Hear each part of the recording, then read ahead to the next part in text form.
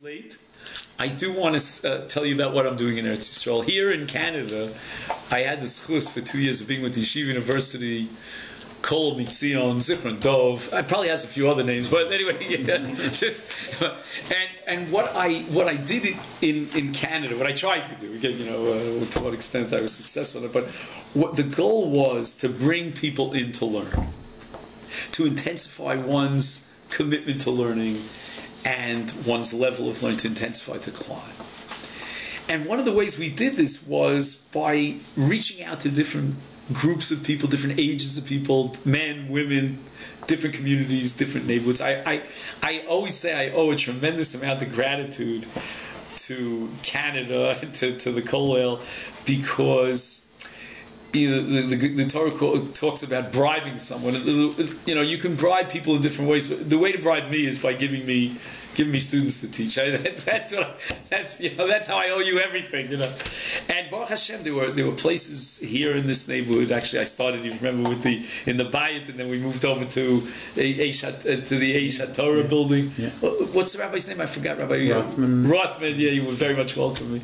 And then, of course, in so many different chavrusas. I don't want to go into detail here. I have a number of my chavrusas sitting here at the table, and of course, I want to express my thanksgiving first of all to Tommy and the whole Achlas Sarkum that you did, the Knisha. But what do we have in Emek Rifayim? Emek Rifayim, for those of you who know the place, is not a profoundly religious neighborhood in the classical sense. There are a lot of Anglo-Saxons from all different countries, Brits and South Africans and Australians and Americans, all countries. It's mamish unbelievable. And to bring them all together into one center and have them learn together, have them daven together. Here shiurim, we have shiurim for women and shiurim for friends. So we created a lot of this kind of outreach shiurim that we were able to do here. One more point I want to make about the Emek Learning Center is that I want to really use this opportunity to invite everyone to come visit us. We're on 64 Emek Rifayim. The joke that they say is that because we're on the second floor of a building, the first floor is called the Planet. And they sell you home cinemas and so forth. So this is not a plug for the Planet. It's actually a very good geschäft, but we're above the planet. That's what they say. Beyond the planet. We're at the end of Emek Rifayim Street. Wherever you turn, wherever you look, there's a coffee shop, there's a restaurant. Rabbi, where's that? Do we have that Jerusalem Post article, or we don't have it? Yeah, I wanted to show this with you. If anyone wants to take one, please take one. Somebody visited us, a fellow named Anna from the Jerusalem Post, and he did this work on us, and it's absolutely adorable. How many? We're short one over here. Maybe we could... I got it in an email. Oh, okay, good. Yeah. So you see, this is beautiful. We had Rabbi Myers is going to tell you a little bit about our latest project. But we do a lot of chesed of all types. Not only teaching Torah, which is, of course, first and foremost, it's a learning center, but we do a lot of work with singles and people who are divorced and are looking for Bashert, looking for their spouse. And Baruch Hashem, since we started, we already have 4 shidduchim. The 4th shidduch took place since I landed here in Canada. I got the text message on my Israeli phone. But just to increase the awareness about shidduchim in many different ways, and Rabbi Mars will go into that. I want to actually take this opportunity, first of all, to thank everyone, especially Stopnikis, but to thank everyone for coming, and we got a chance to learn together. I want to thank my wife for being with me and for all the support, and I want to also thank Rabbi Shalom Mars, who's the director of our program, and we share the Rabbanos together to guide the people as much as we can, and to ask Rabbi Mars to tell us about our latest project, which is a very, very exciting project. There are about 5,000 land soldiers in the Israeli army, defined as those who haven't got their parents in Israel, either by parents living in Chutz La'aretz, or they've cut off their ties with their home if they are from Israel. But those generally, there's been some kind of family upset or socio-economic or families traveled. But generally we're dealing with those from Chutz La'aretz, a lot of idealistic young people. And somebody pointed out to me, and Rabbi Azarya and I decided to make a center for them where we can actually makarev them. In a gathering like this, we can call a spade a spade. In other words, we're offering all what the others offer, which in terms of guidance, in terms of physical comforts and meals and stuff like that. But we're doing it for a purpose, in order to bring them closer to the Torah, because these people are, most of them are not religious, and here they've got a lot of advantages and a fairly easy way to become religious, because the army doesn't encourage religion per se, doesn't go against it, but they have their spare time, they have their Shabbat when they're off, and they have other times when they get their regular 7 days off, and then they obviously are allowed to do what they want, and they hire apartments. If they are lone soldiers, they get an extra army allowance in order to hire apartments, and they come to our center, and our obligation, or our method of dealing with them, is in order to offer them all what the others offer, and in that way bring them to come to our center, to our families, and they'll be exposed to a religious practice. Obviously, with trying to encourage people, it's got to be done very slowly and correctly, and expose them without sort of overexposing them, without coercing them. I saw in the Chofetz Chaim, he wrote a book called Chomat Hadat, and then he wrote about the necessity for doing KIRUV. And he says that first thing is Kovod Shamayim. If everything in this earth is created in order to reflect the glory of the Almighty, and we see that there are people who are not reflecting the order of the glory of the Almighty, it's our obligation to go out to them and explain to them why we are in this earth, and then we've got to explain to them, because, you know, if somebody would embarrass us or our parents or say bad things about them, we would certainly let them know, and we wouldn't stand idly by. And here we see that Kovod Shamayim is, people don't take that thing. The other thing is, he brings that, when it says, the Pasuk tells us, he brings this as a din from the Rambam. The Rambam says, I think it's Hilchos Deos, where he says, when a person has an obligation to become kadosh. I'm not sure if it says the v'hit kadishtem v'hitim kadoshim, but one of those psukim where he says it's not only your obligation to become holy yourself, but to ensure holiness is spreading in the world by the emunah in HaKadosh Baruch Hu should be spread. Chofetz Chaim brings an example as a comparison between Chanoch and Avraham. It says Chanoch was the holiest man. It says Vayitaleh Chanoch et Elokim ve'inenu ki lakach oto Elokim, and that didn't happen to Avraham. Yet Avraham was the one who was chosen to be the father of the Jewish people. Why? The pasuk says Lema'an asher yetzaveh et banav ve'et veto acharav lishmor derech Hashem. Avraham was the one who could pass on this to his family. And the Chofetz Chaim brings that there, says, you know, if a person is holy but leaves a generation of sinners, what has he achieved?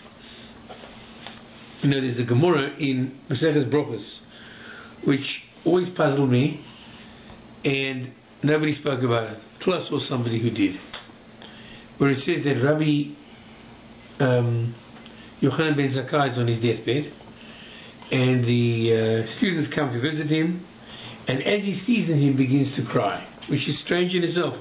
When he sees them, he begins to cry, and the students say to him, Rabbi, why are you crying? And he says, if I was brought in front of a physical king who's here today and gone tomorrow, if he punishes me, I can bribe him, I can get a good lawyer, and even if he kills me, it's only a temporary thing. But HaKadosh Baruch Hu, I can't bribe with words, and I can't bribe him with money. And if he punishes me, it's an eternal punishment, and I shouldn't cry. And he says like this: there are two drachim in front of me, echad legan Eden, lechad geinom, ve'eni yodea le'ezim molichim oti. And the students call him all titles. They say, you're the Patish Chazak. You explain Torah like a Patish for Tzed Selah. You explain Torah in the greatest depths. A hammer. They called him the Ner Ma'aravi. They called him the Western candle. That's the Torah which he spread. Rabbi Berzon was spreading Torah. Both the Lomdus and both the spreading. You got them both, the Ner Ma'aravi and the Patish Yefotzei Tzera. And the third thing they called him was the Amud HaYemini, the right pillar of all the chesed you did. So it always bothered me, and nobody explained it. Like, and then he says, he sees that Chizkiyahu Melech Yehuda is coming to take him, and he wasn't going to go to Gehinnom, he was going to go to Gan Eden. And it always bothered me, what was he thinking? They said, if you're such a holy man, obviously you're going to go to Gan Eden. He said, I don't know if we're going to go to Gan Eden, I might go to Gehinnom.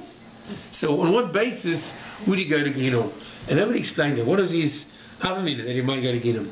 And then I saw in a book, I forget the name, it's called Megadim Chadashim. It's written on Masechet Shabbos, Masechet Brochus. It explains Al Pi Kabbalah. What I could understand is like this. A person has a neshama which comes from a whole group of neshamas. And the neshamas, the group of neshamas, the whole sort of universe of those neshamas has a lead part to it. So, Moshe Rabbeinu, it says Moshe Rabbeinu was like the lead neshama. He was compared, and he was the leadership of all Am Yisrael, and he had to affect, he had to bring Torah down, he had to affect all Am Yisrael. He's somebody who is a Rov, somebody who's got a big position, or Gadol Hador, he's got to influence the door. Based on his neshama, which he had, his task in this earth was to affect all these people. So, everything which they said of the power, and the produce, what he had done in the world, the production he had was all true. He obviously knew that.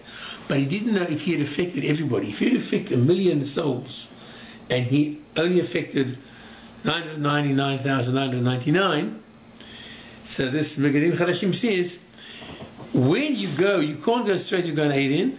You have to go via Gehinnom to fetch the person that you didn't affect on this earth and bring him up with you. Because that was your job. You did a tremendous work, but that other work you didn't do. You were supposed to meet him, you were supposed to see this. Now, when I first read that and understood that, and it hit me like a thunderbolt, because it means that you have an open check of not what you can get, but what you've got to do. You never know, have you done everything which you are supposed to do?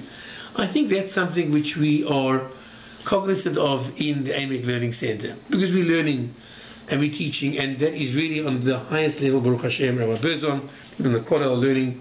I won't go into that now, but the video are learning and doing great. But then we started two things which I think maybe encompass, besides and in addition to the Torah. We know that it says that Al Shloshim Ha'olam Hameid Al Torah Val Avoda Val Gvul Chasadim. So the Torah, we've got the Torah, we're learning, we're teaching. Avoda, maybe that's the service in the army, right? That's the Avoda. The people are working for the Jewish people to save the Jewish people. It says that a person who does that, he's doing a mitzvah with his whole body, to give up his body and everything else. And there's a great hakarat hatov we have to have for that. And if people are doing all this, it is such an opportunity to bring them to purify and to elevate themselves through doing the mitzvahs and everything else. And the third thing, as Rabbi Berzon said, I printed this little thing over here, Connect on Emek. I don't know what it's like in Canada, but I believe in the Upper West Side in New York, there's a lot of older singles. People who haven't found the right one. It's based on the fact that maybe they don't know what to look for, etc., etc. So we spoke to people, and we realized that we've got to educate people how to get married. Because people miss the first wave when all their friends get married and they're sort of alone and they have ideas that they want to get married and they're not sure, and they've been out on 100 dates, they've met 100 people, which is a tremendous amount. Let's say it's an unlikely amount that the Almighty will make a person go through in order to find a shidduch. Although it can happen, let's say it's a very unusual nisayon for these people. So we've had a lot of lectures. We had lectures by Rabbi Tatz, Shiurim, very good. We had two which were very similar, but they're very good. We had one by Rabbi Orlovsky. And if any of you know the dating scene, as they call it, there are two ladies who give seminars, Rosie Einhorn and Sherry Zimmerman. They give seminars all over the world on how to train people to be mentors and to help these people. So we are not only, or in addition to the Torah which we are learning and teaching, we're also reaching out not only to the lone soldiers, which is a major chesed. A lot of them will live in the neighborhood, others will come in, and our intention is to make them part of the community, and that way bring them onto the road of Torah mitzvahs, and also those who are what I consider the ultimate lone soldiers, those who are the older singles, really got to help them, and that's our tasks, which at this point in time I hope we won't have any more projects when we come next year, because these are big projects to Makarev people in the army. Somebody, when I spoke last time, they said, why don't you work with the army when you do this?